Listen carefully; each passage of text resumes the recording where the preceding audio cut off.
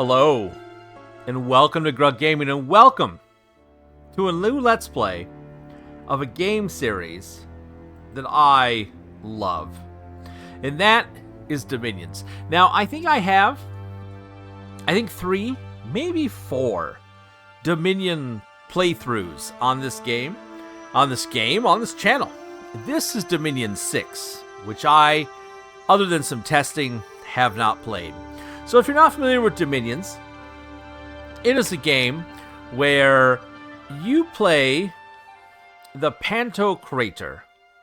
Basically, you are a pretender god. The old god disappeared into the ether. No one knows why he left. And you, as one of the underling gods or somebody who wants to fight to be god of the world, has stepped forward, and your plan is to attempt to claim these magical thrones so that you can be the one true power in the universe. So, with that, we're going to jump in.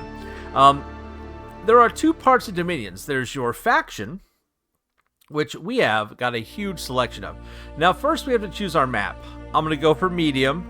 I'm going to leave this mostly standard. So, medium size map. We're going to use a map that has like a continent. You can see there's different layout types here. We're going to do one that's kind of like a main continent with some water areas around it. I think that's a good layout. This new version of Dominion 6 has something I've never played with, which is this underground. So there's going to be caves, and we're going to use just the standard one right here, which is random. There's going to be 1 or more caves of random size that's going to happen. We're going to allow rivers, and we're going to allow what's called east-west wraparound. So our map will have a left-hand side and a right-hand side, and they'll touch, just like it was a globe and you were traveling around the world. But our north-south poles, those will be hard edges. Okay? Enter our game name. Well, we're only going to do one thing. This is going to tell you what we're doing. We're going to play in the Middle Ages, and we're going to be a country called Ulm. So what's this mean? Well, in Dominions, if you're new to it, there are 3 periods of time you can play in. There's the early age, when there's a whole bunch of magic and the weapons are primitive. There's the Middle Age. There's some magic and some technology. When I say technology, I mean like metal armor. And then there's the Late Ages, where magic is not as powerful, but the armies are more powerful. So,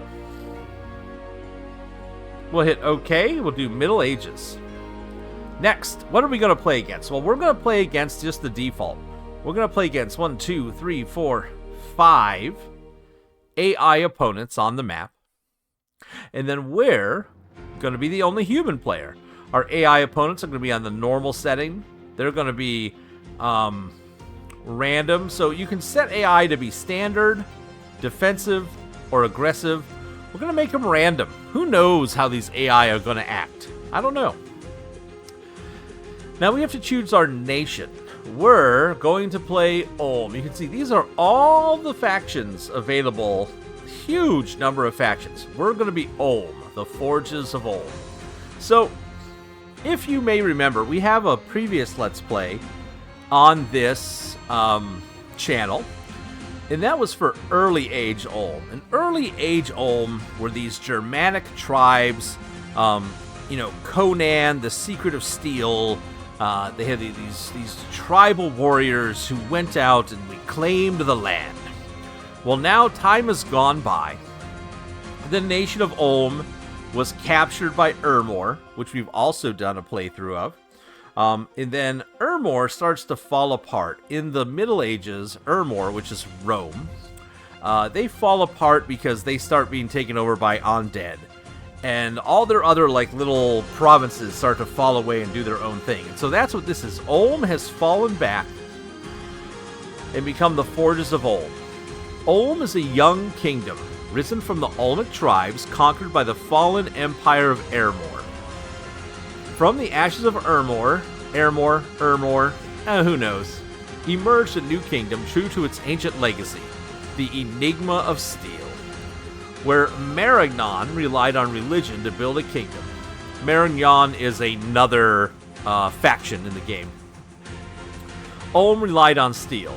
The mines of Ulm are famous for their riches, and the smiths of Ulm worked the iron into the black steel armor used by the knights and infantry of Ulm.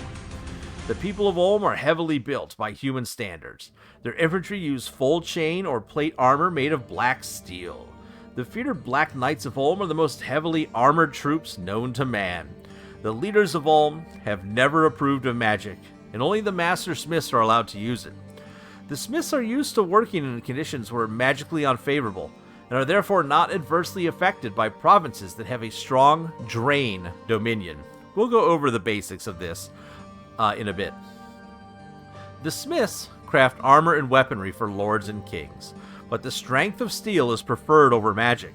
Even religion is of secondary importance in Ulm, though an iron cult that worships steel in a more devout fashion has emerged in recent times.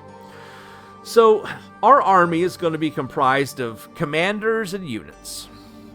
Well, and some magic later on. So, commanders. We have a set of commanders for Ulm. Now, I am not a Dominions specialist. I really like Dominions, but I don't know everything under the hood for Dominions. But I will give you a quick breakdown of what we have. So, for our commanders, we have our spy. This is a basic spy dude. You can see he's got a sword, but the main thing is he's stealthy, so he can sneak around the map, and he can spy on the enemy and tell us what's going on. Then we have our basic commanders on foot, and you see that we have 4 types. We have different types.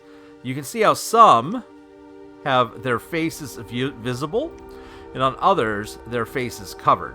The reason for that is that these guys over here, these guys are wearing chainmail, okay? So not as heavily protected, but they can lead 100 troops into battle, and they're pretty well protected, but not as good as they could be.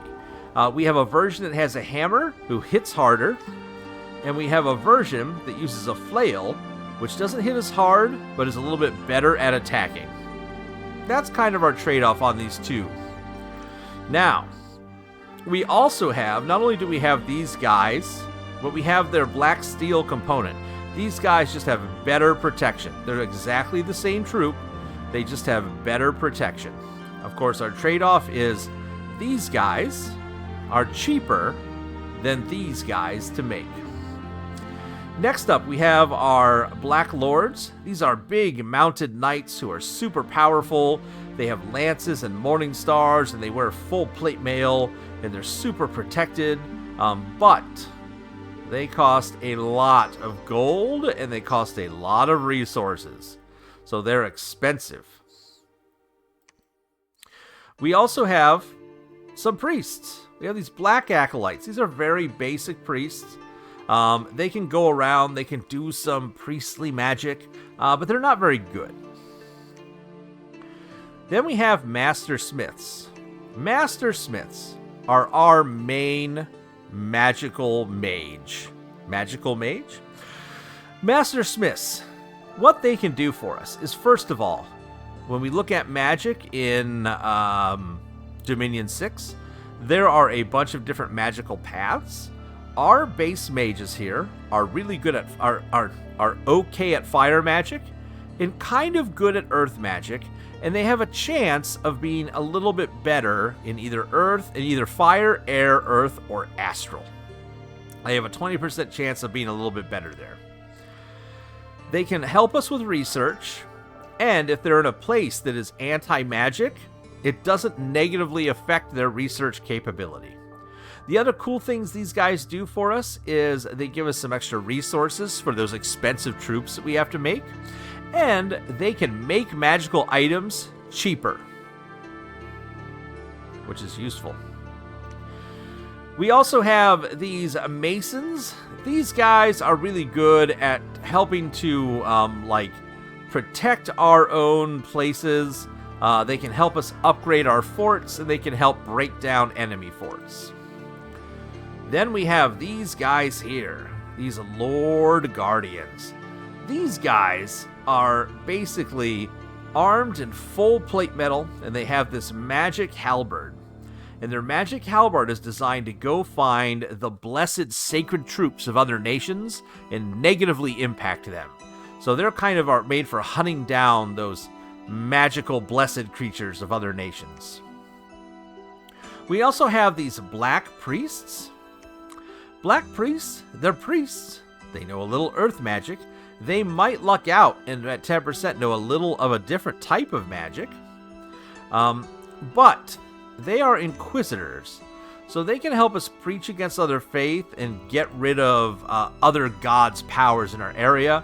But you'll notice that they don't have that research ability. So these are somebody who we might pick up in the future, but they're not that handy to us. And then we have these priest smiths. So these take everything that we already said about our other magic priest, our other mage, the smith. But the downside is we give up a little bit of that extra magic for a little bit of priest level, as well as being sacred. Are our other guys sacred? I don't think they are. No. So we trade off some of this magic for the ability to be sacred. That's kind of our trade-off there. And in the game, you have these guys who are the master smiths. You notice they have no cloak. And then you have the black priests, and these are like the two competing religions in our world, in our universe. Universe, country, nation, faction, whatever. Next up, we have our units. So our units, we have war dogs. Dogs with chainmail. That's what they are. Can't go wrong there. Then we have all of our infantry. You'll notice our infantry is all pretty much the same, but with one difference. We have guys with two-handed weapons. We have guys with shields. And same as our up here, all of our guys have a regular armor and blacksteel plate mail armor. So what we have guys that have big axes that do a lot of damage. We have guys with flails that get extra attacks. We have dudes with little hammers and shields who are better protected. We have dudes with giant mauls who can beat things down. We have guys with little flails and shields, better protected. We have dudes with spears. These spears are cool pikes, actually, not spears. What the pikes can do is they actually have, because they're so long, there's a feature in Dominions called Repel. They can kind of like repel enemy attacks before they even get to us. So they can survive pretty well, depending what we're fighting. Then we have crossbowmen. Crossbowmen shoot this arbalist, which is a super crossbow. It does a ton of damage. It also has an unfortunate possibility of shooting our own guys in the back and killing them. We might not use a lot of them. Then we have sappers, who are really good at taking down enemy structures. We then have, I'm saving this guy for last. We then have black knights. Black knights, heavily armed and armored men on top of powerful black destriers, ready to go, ready to fight. They're amazing. But they're expensive. And last but not least, we have these guardians, just like our guy with the big black halberd. This is more of these guys designed to hunt down bad sacred people of other religions and help us crush them. So that's our army. So we're stocky humans. We get a production bonus in castles. We have heaventry, infantry, crossbows, knights, and superior armor. We have access to earth, fire, some air, and astral. We give better foraging than everyone, and we're not affected by drain scales. Our priests are weak. We have productivity limit +1, drain limit +1. That'll make sense in a minute. And we can build standard forts, we get a citadel, and master masons can upgrade forts, and our forts produce extra resources. Not only are these troops, we will start with the Keep of Ulm, which is our starting castle. It allows us to create these special characters. Again, these are created in our capital. We cannot create these anywhere else. And we also get a magic site, the Forges of Ulm, which produces 5 earth crystals. All right, next, we have our Pretender. So here, I have already created my Pretender. Can I load him from here? No. I thought there'd be a button for us to load. So we need to create our god. The god that's coming out of, that wants to lead the way. Well, I'll tell you what. Our god is not going to be some big thing. We're not going to be a big tree or a magical monolith. We're not going to be a giant of old. We're not going to be a magical creature that has powers or a dragon. We are going to be a tiny little human. We're going to be Grug. So look at this. This is going to be our person. This is an alchemist. He has so much power, he's taken on the role of Pretender God. He's a master of magical alchemy and often an adept in several passive magic. So, being a little alchemist man, what this is going to do for us is we're going to be able to take a lot of magic. We're going to make it so that our dude is able... I'll explain everything I'm doing in a moment.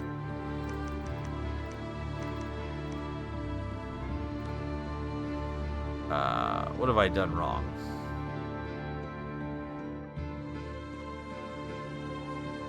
Oh, I wish I could load in my well-made guy. I've won too many of these. What is it? I think it's... Nope. Nope. Nope. Yeah, that's... Hold on. Hold on. Yeah, that's it. Okay, so... This is going to be Grugtar. So what are we doing? We're making it so Grugtar, the god of our people, or the alchemist who wants to be a god, he has some good fire magic, air magic, okay water magic, okay earth magic, good astral magic, death magic, nature magic, and glamour magic. We're going to make him so that he can do all the magical stuff that our regular guys can't do. He is what's going to be called a Rainbow Pretender. We're going to make it so he has a Dominion of 4. Dominion is how powerful your god's godly power is. We're going to make it so the places he's in charge of are slightly ordered. Not going to be as much turmoil in our areas. We're going to make it so that places where our Dominion has spread are more productive. We're going to make it so places where our Dominion spreads get a little bit hotter, but that's okay. We're not going to worry about growth. We're going to let the people populate themselves without specialness. We're going to make it so when special events happen, hopefully they're a little bit luckier for us than unlucky. And we're going to put on Drain so that it's harder for people to cast spells in our lands. Also, it'll make it so that we get extra points to spend, and our researchers aren't negatively affected by that. We have a choice of having Grug be awake at the beginning of the game, being asleep and waking up after about a year, or being super asleep and waking up way later in the game. We're going to make him asleep so he wakes up a little bit later.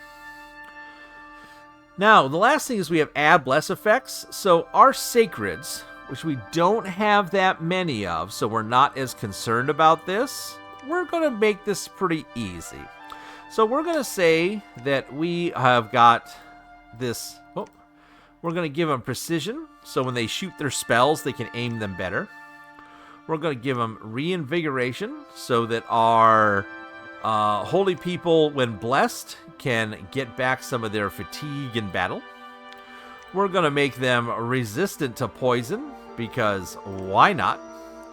We're going to give them the ability to shoot their spells farther and to make their spells better at affecting our enemies.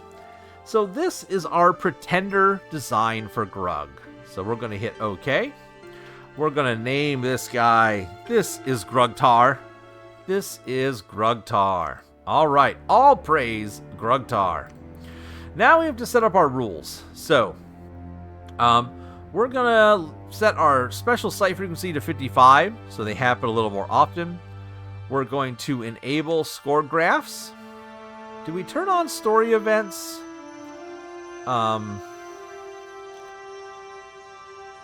Let's not do story events. We'll leave that off. There's diplomacy option. We'll leave that on the way it is. We're going to leave this kind of how it all should be. I'm not touching any of this. And we're going to allow ourselves to rename people in the game. So score graphs enabled. Random events are rare. Renaming is allowed. All this is default. Sounds good. The thrones. So, we are going to win the game by conquering thrones. There's going to be a cataclysm that happens in turn 91. That's new. I'm not messing with that. And so there's going to be 6 level 1 thrones on the map. And when you claim all 6 thrones, you win the game. That looks good. I think we're ready to jump in. Let's see what we're dealing with.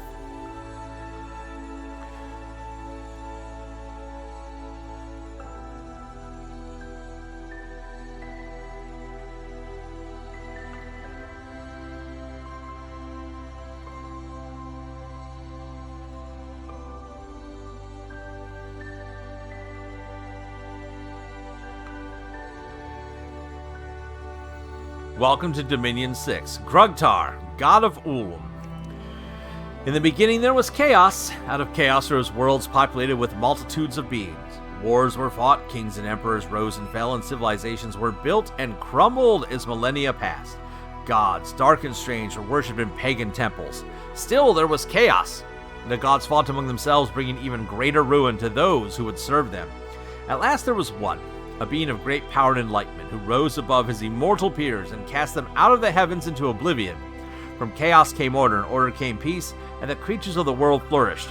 The age of chaos had ended. But now the wheel turns once again. The supreme god has suddenly disappeared. Prayers are left unanswered, and the smoke of offerings rises in vain to the heavens. No one knows why he disappeared, but it is certain that the people of the worlds are once again left without direction, without guiding principle, without order. Now is the time for the beings of great power and ambition to try their strength. The throne of the heavens stands empty, and only the strongest can rise to supremacy over all. Only the most powerful can ascend to take the place of he who came before. This is a time of great strife and suffering. This is a time of magic unequated. This is the Ascension Wars. All right, so let's see what we got. So here we are in Ulm. Let's zoom out. You can see what this is kind of weird since it wraps around. And again, Dominion 6, I don't know nearly as well as previous Dominions games that I've played. So here we go. We have started out in Ulm. We've got our castle here. We've got the Keep of Ulm. We've got Ulm itself. And then it looks, we have our magic site, the Keep of Ulm. We've got the Forges of Ulm. We have a temple and a laboratory. Looks good. We got a regular commander, and we got a little spy that we can send around to check things out. It looks like up here we have our income, minus the upkeep for our troops, and we have our current treasury. You can see that we have 5 earth gems used for making magic items or casting magic spells, and we are getting 5 a turn. Over here, we have the information for Ulm itself. We have, it's a plains area, our population, its income, everything here. And then we have our stats for the Dominion. So we have one of our Dominion here. This will go up over time. If I click this, yes, it shows me what it does. You can see how this is affecting our place. Perfect. So in Ulm, what do we have? Well, we've got a couple places around. We've got some highlands, some plains and mountains called the Silver Wall. We've got a place called Muspel to the north. We've got a place over here, it's a forest. It looks like we have a city over here, a farmland of Ostmark, surrounding our area. We have, in our troops, we have our main guy. We've got some dudes who are this. This looks like we've got a couple hammer guys, or these axe guys. These are battle axe guys, and we've got some pike dudes with us as well. Perfect. In our fort itself, we can recruit people to the cause. And I tell you, we need to get ourselves up and running when it comes to our magic. So we need to start by getting one of these master smiths out the gate. So you can see that we are producing, let me take him out of here. We have our gold. We have a number of resources this province creates. We can have 3 points of commander points that we can recruit each turn. We can recruit 4 holy people. We don't really have many holies to worry about. And then we can recruit 438 points of people. So when I look at this guy, he takes 2 recruitment points, 7 resources, and 185 gold to recruit. When I look at this guy, he takes 95 gold, 43 resources, 1 recruitment point. So you can see how that works out. So let's recruit one of these master smiths to kind of get this started. Boom. And then we need some troops that we're going to send out on turn 2. So we are hopefully going to be facing weak troops that we don't have to worry too much about. So with that in mind, it is my opinion that our flail guys are going to be a good start for our army. So when we look at flail dudes, these guys here cost 10 gold and 29 resources. These guys cost twice as much resources for the guys in better armor. These guys, at 19 protection, they have that flail. I think I'm going to go cheap so I can get more.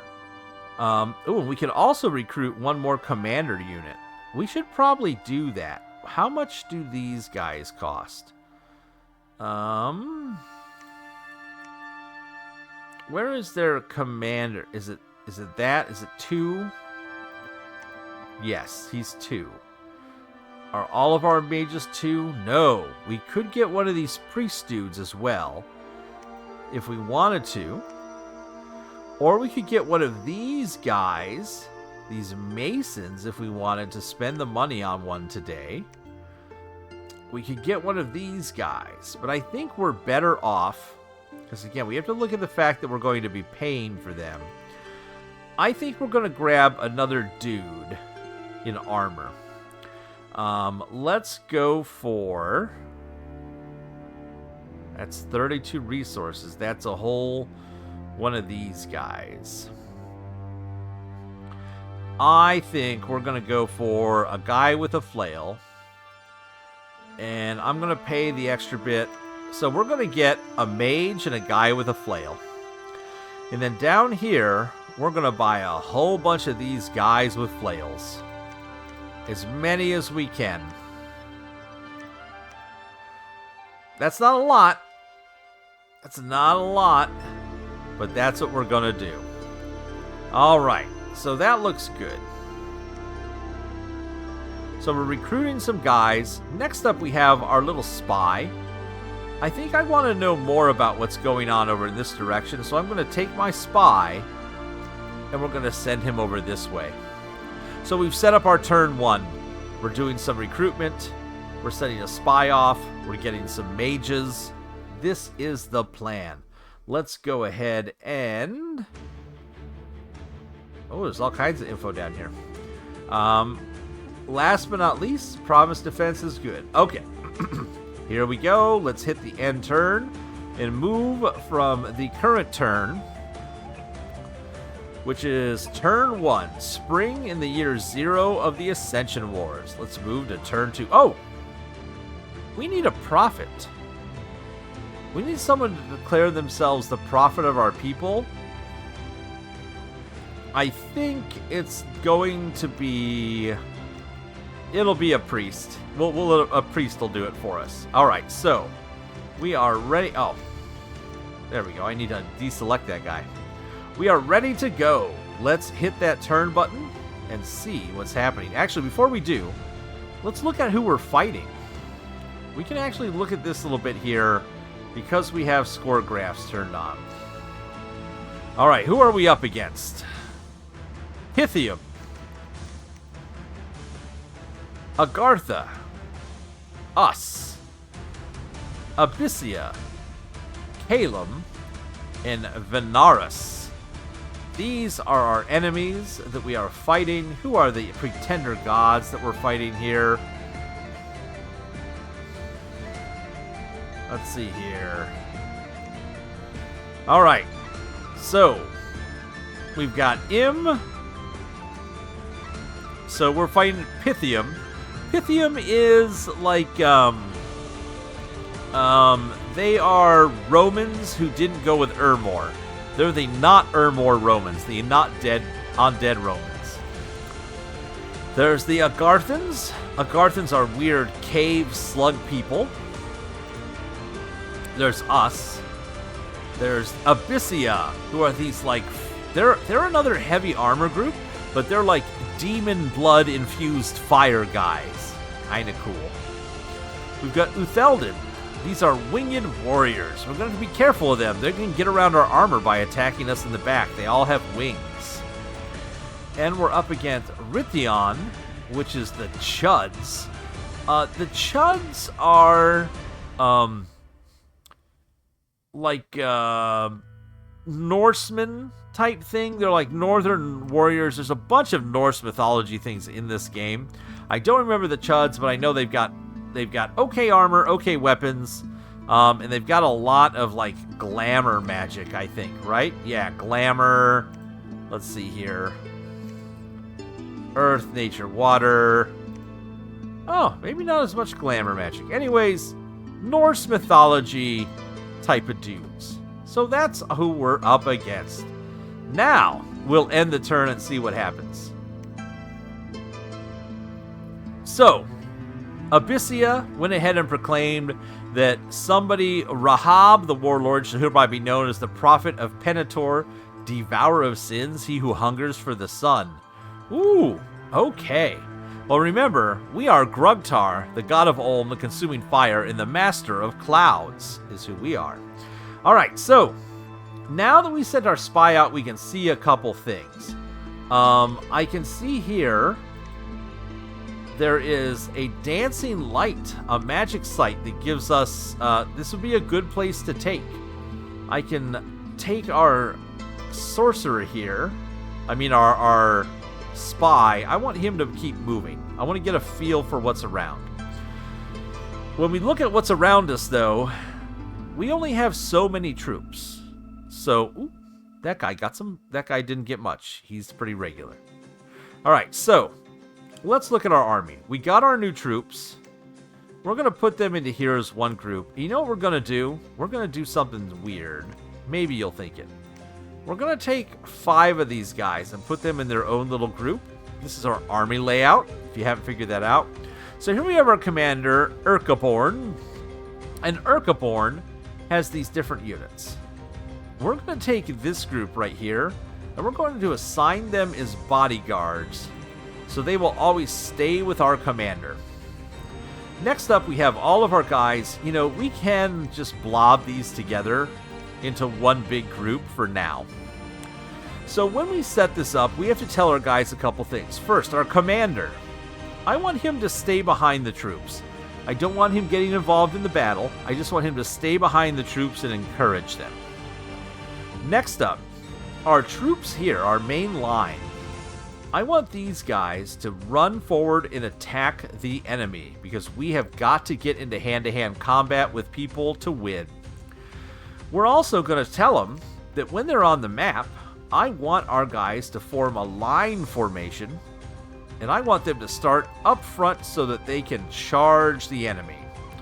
And then our commander, I want him to stay behind troops, but I want him to be a little bit closer to them so that he's up there, not alone in the backfield. So that sets up our main group. So we can see that we have 31 supply being used. There are 30 troops, 1 of 3 squads. And this doesn't count as a squad. The bodyguard squad doesn't count. So you can see that's how we've laid out our army. So let's look around us. What are we up against? Well, over here we've got 50 militia. They have archers and heavy infantry. So that might be a tough battle. There's 90 of them here. That's way too many. Here we have 50 guys. Again, that's a lot. We have 50 enemy units with heavy infantry. Look how much better armored these guys are over here. And down here, we have a group of 30. And they have some heavy infantry and heavy cavalry. The heavy cavalry is what worries me the most. So I kind of want to pick a lane that we're going to attack. I am thinking that I don't think that we can win any of these battles on turn 1. I'd like to take out somebody on turn 1, but I don't think we're strong enough yet. So instead, our guy here is going to hold off a turn before he goes charging off into battle. We have our dude here. What are we going to have our mage do? Well, I'll tell you what. We need to decide what we're going to research as a nation. What's a research under? How do we get to our magical research? How do you do that in this game? Over here. Aha! Research. So, we have to choose what spells we want to research for our nation. There are all these different schools, and I'll tell you what's important for us. Conjuration is important because we have a couple spells here that'll let our guys be better at their magic powers. Evocation is important because we have a really cool spell called Iron Darts that we can use to shoot like magical darts of iron, yeah, I'm a genius, at our enemies. But also construction is important because it lets us spend our gems and start constructing magic items. So I think what we're going to do, I think we're going to start by going up construction. This is going to be the first thing we're going to do. So we're going to start researching construction. We're going to tell Clodomer, our first guy, that I want him to start researching. So he's going to start putting his 11 points of research towards construction towards that skill every turn. And you can see that it will take 50. So just under 5 turns for us to, well, it'll take 5 turns for us to get to level 1. So that's our research for magic. Let's do some more recruitment. Let's get another one of these mages. Let's get more flail guys.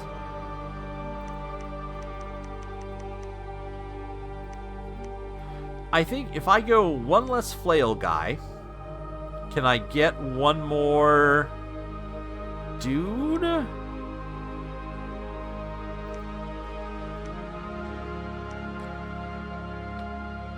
These guys are expensive. I was looking to see what our cheap options are. Let's grab one more Commander of Ulm, shall we? I could afford one of these guys, almost. You know what? Let's do that. Let's recruit one of these guys as well. So we're doing a little bit more recruitment.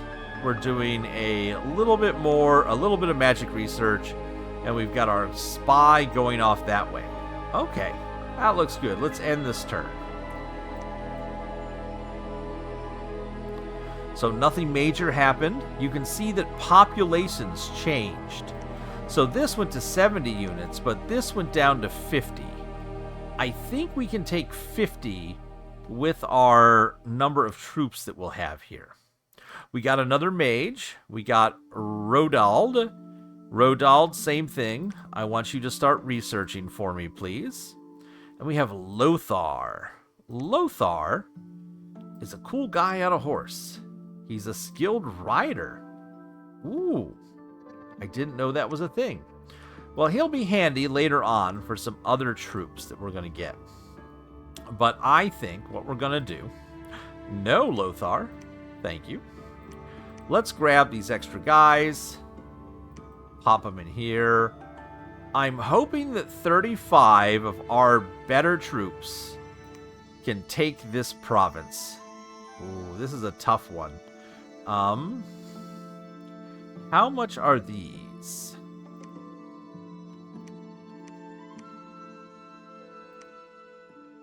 We could recruit some knights. But I think, again, I think we're better off getting more of this.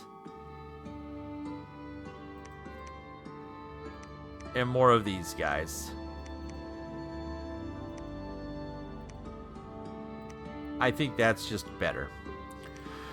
Okay, so researching, let's try for this. If this goes wrong, I was wondering if we could save, but we really can't. Let's see how this goes. If this goes wrong, who knows? Let's try it out. Okay, that looks good. We've done our recruitment. Correct? We have our recruitment. We're researching. We have 8 resources left. I mean, we could recruit one of these guys if we wanted to. One of these little priest dudes right here. But nah, we'll hold off. All right, here we go. Let's hope we win. All right. So Pythium, Calum, and Veneris, they have each announced that they are have a prophet. So they've each labeled a prophet. Then we had the battle in Muspel. Let's view that battle. So we've got our guys here on the left. We've got the enemy troops on the right. They've got some archers. They've got a priest. They've got some guys in heavy armor. Here we go. We're getting close in. The two ranks are about to meet each other. We're not really getting hit too hard from these arrows. Look at us. Our guys. There we go. So these guys are already running away. Come on, team. Yes. There we go. Good job, team. Over here, we're meeting these lightly armed troops, and we're stabbing them to death. Our flail guys are getting in. We're about to encounter their archers in the background. Oh, there's a crossbowman. I don't like crossbowmen. Crossbowmen are scary. All right, up here we are beating people down. Looking good. We're getting into these crossbowmen, so that'll stop them shooting us, which is great. For our first ever combat, I think we're going to take this. I think we're good. Don't turn backwards. There we go. We killed their priest. And now we're just chewing through their guys. Look at that. They're running. They're running. These last guys are still fighting us. They're putting up a valiant effort. There we go. The independent armies are routed. So we won that battle. How'd we do? Well, we lost 5 of our infantries of Ulm, which is not cool. We lost 5 of these battle axe guys. We did, however, kill 46 of theirs. So we killed all these commanders, and it was the commander and these light infantry we kind of got stuck in with that kind of did a lot of damage. But 5 to 46, I'll take it. And then an unexpected event has occurred in Ulm. An unexpected event has occurred in Ulm. Diarrhea has spread among the militia. Great. Defense minus 10. Well, I'm not worried about us being assaulted this early in the game, so we're fine. So we've taken a new place, and I don't understand how we're finding these locations without having to search for them. Huh. I don't know why I don't have to search for magic sites, that these are just popping up. I'm going to have to look into this. So back home, what did our spy find out? Well, Ostmark has a bunch of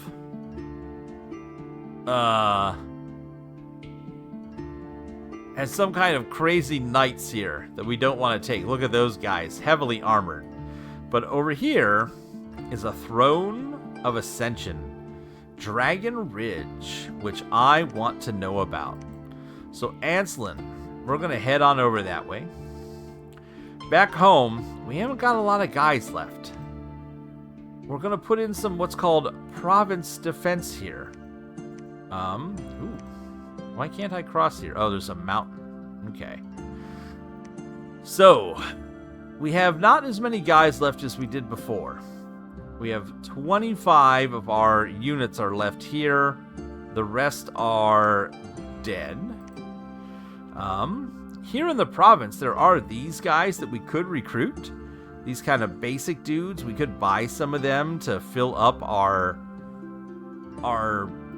units a little bit more if we wanted to. We are getting some air gems, which is awesome. I'm looking around and I'm seeing that we have 70 Wolf Tribe. We've got a bunch of guys here. This is still scary. I think we're going to pull back with this army. He's going to come home to pick up more troops. And we're going to buy some what's called province defense. So province defense, we can spend some gold to add some guys to this place. And I think if we add...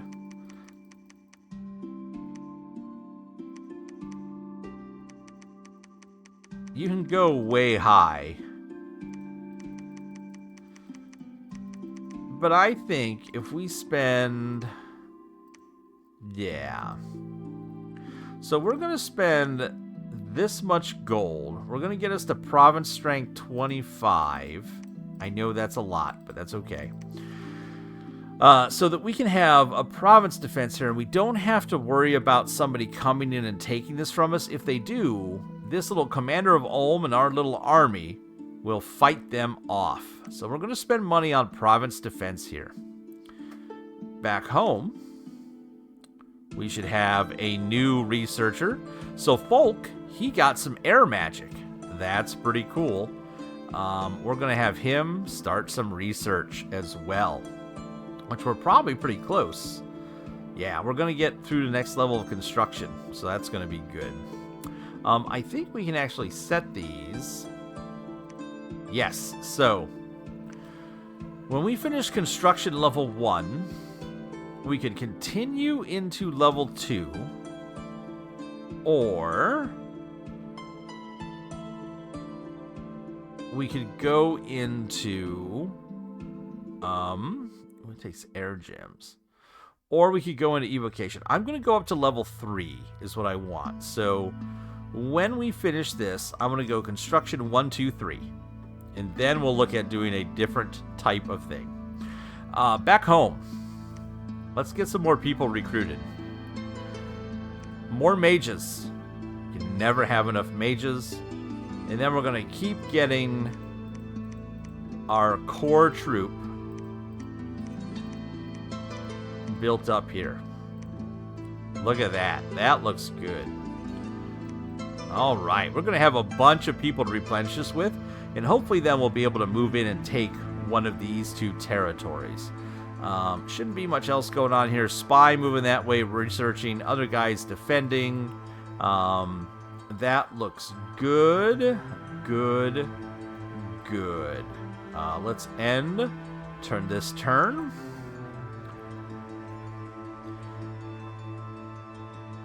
So we finished our view and construction. And now we're getting to construction level 2. One of Urkborn's crippled units died during the march to Musshelm. So some of his units were injured in the battle. That's okay. So if we look at some of these guys, they might have... Somebody here had an injury. I'm not going to check every single troop, but somebody here had an injury. What they are going to have is more people with them. So that's 45 units on our attack.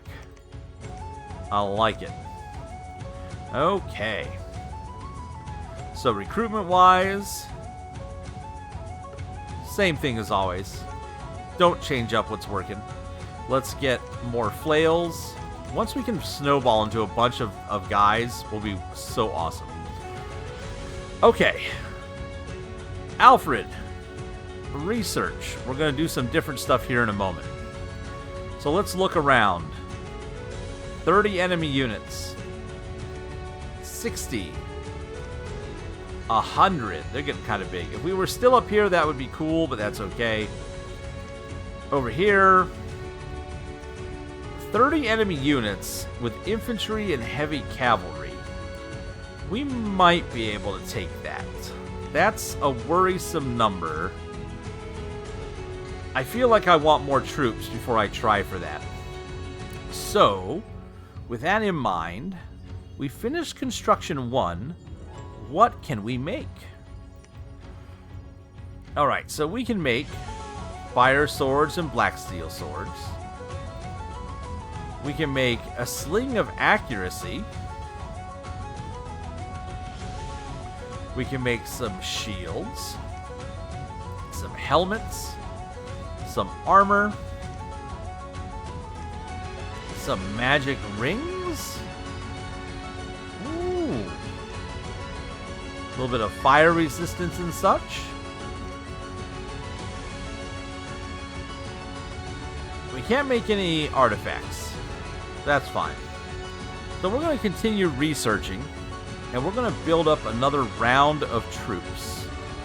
So we've got our recruitment here. That looks good. I mean, if I can't get one of those, I could grab a bunch of doggies. Right? Like I could order 2 dogs. Man, they even take a bunch of resources. We'll hold off on that. Alright, so we're going to go one more round here. Agartha has announced that they are... yes, they have a prophet of Nurmanthu, the collector of souls, king of kings, king of animals, prince of plants and trees, the stealer of corpses. Kind of concerning. Oh, look at this. This is perfect. So this population has dropped considerably. This is now a great target, and it's going to give us some gems, which is great. So let's grab our new mage and put him on research. Looks like we got somebody who can cast earth and astral. That's handy. Let's grab our extra dudes and add them to our death blob here, which is fine. In fact, yeah, that looks good. And then let's march them in. I'm going to give them a secondary commander just in case. Astolf will come along with them going forward, and that'll be just so if anything weird happens, we have an extra guy to like pick him up and lead him back. Alright, so let's grab him and him. Oh, no, not shift.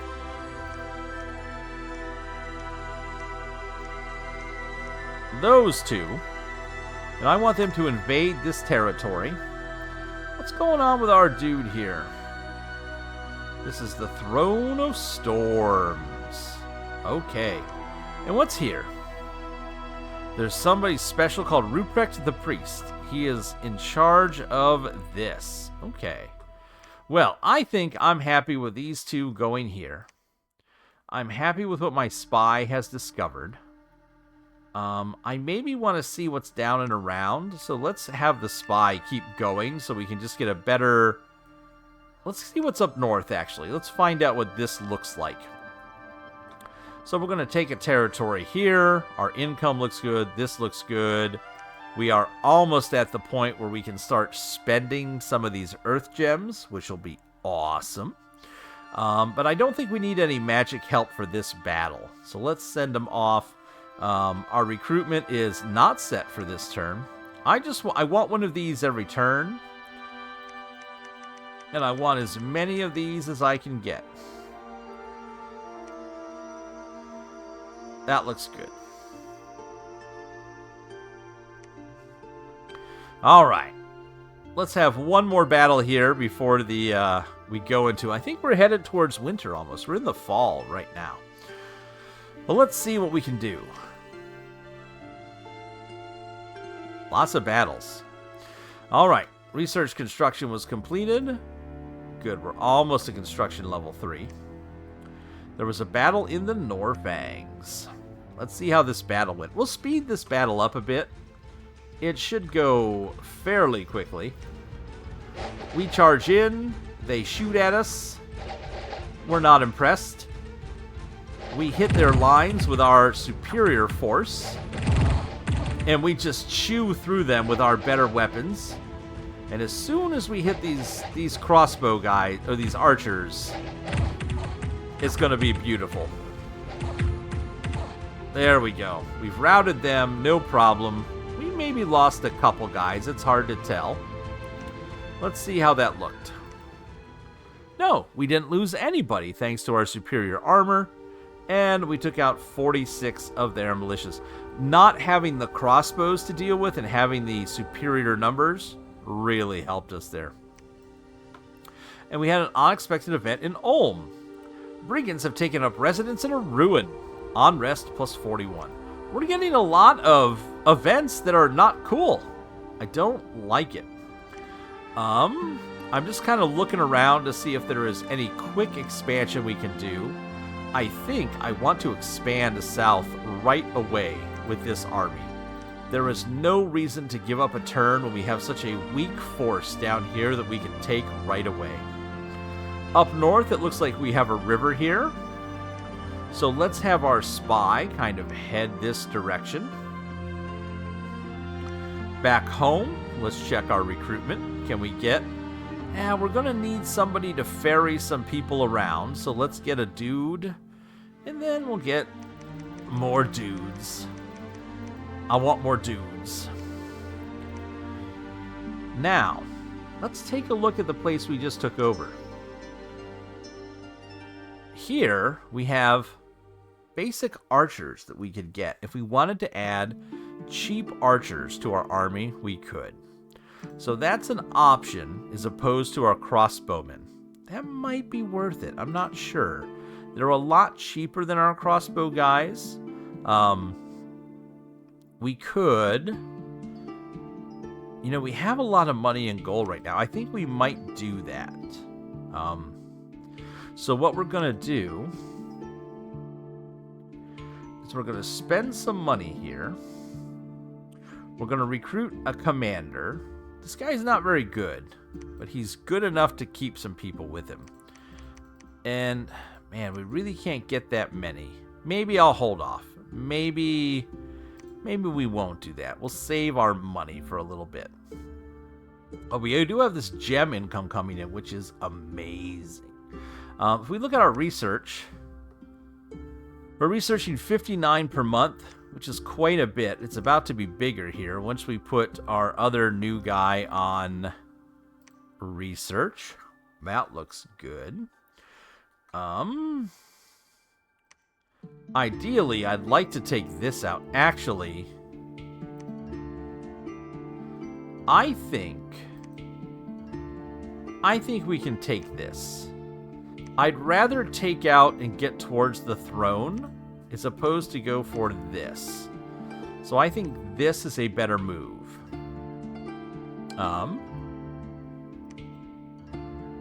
So that looks good there. That looks good there. We're going to move and take this. This will be the last turn that we do this episode. We got our recruitment there. We're running in here. You know, we're going to run through here with a guy with new troops coming in. How many can I recruit?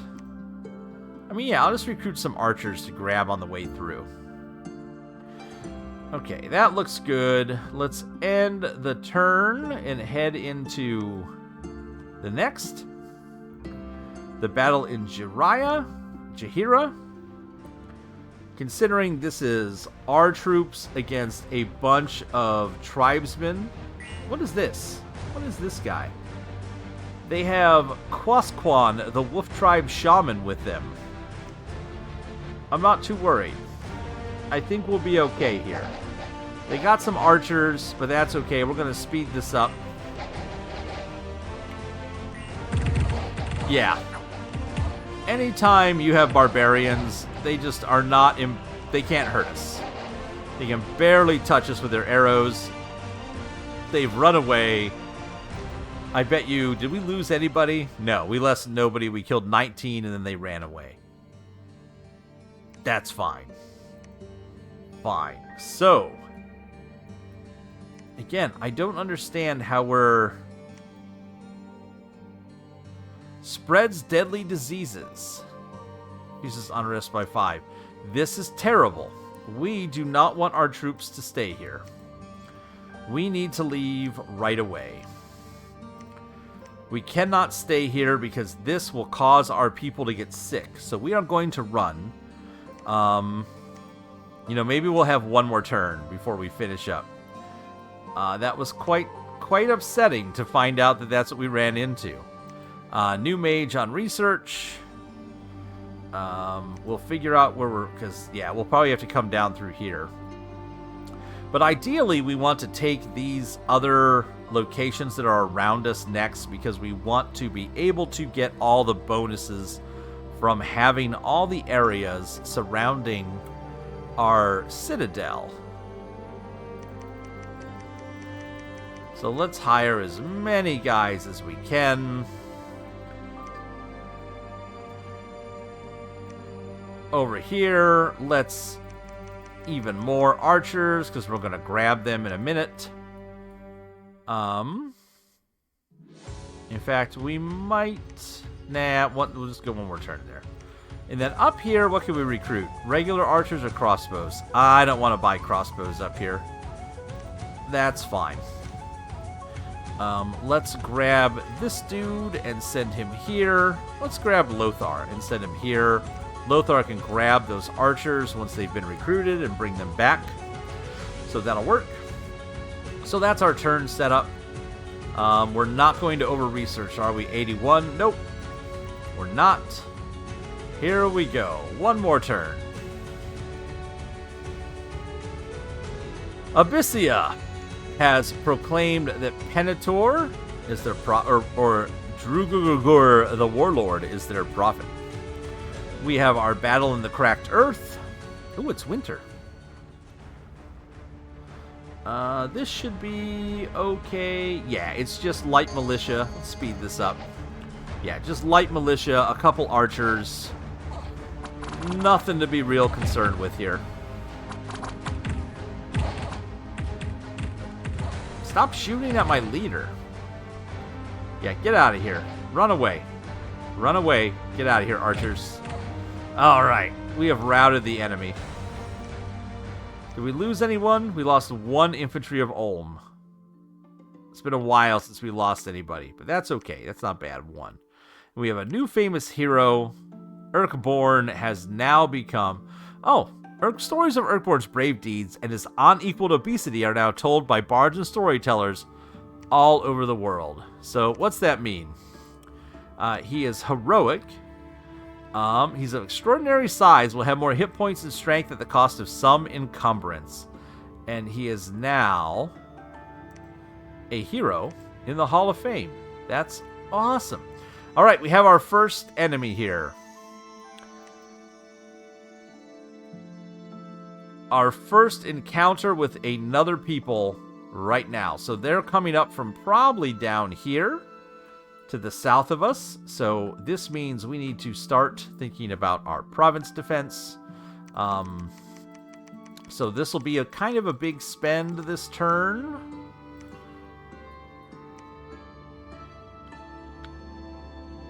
I don't mind spending the province defense. The nice thing about province defense is that once it's there, it never goes away. It's just extra army. In fact, we're just going to pump everything into province defense. There we go. I know it may seem silly, but I like it. So next turn, we are what? We are hitting our research of level 3. That is beautiful. I think, seeing as we are starting to come up against maybe some enemies, I think Conjuration and Evocation are the next things we want to get into. Let's go for Conjuration. That looks good. This guy has picked up the extra troops, so we'll just grab those troops right here. Hey, bring these guys with you. Bring them on down. Actually, why don't you come up here? We can't do a lot of extra recruitment here this turn, but that's okay. We can, however, now take a look at what can we make. Forge magic items. Oh no, we'll be doing that next time we finish out our research. There we go. Okay, so we've got some mages. We've got a guy here. We've got a lot of crystals coming in that we'll be able to spend to do stuff. That'll be cool. And we have our first encounter with the enemy. I'm going to look up why our magic sites are... why we can see these all the time. I don't understand how we're not having to search for those. So I'll look that up too. But we'll move our spy down here. We've got this going on, folks. We will resolve this turn when we return to Dominion 6 in the hope that we can survive our encounter with our first enemy,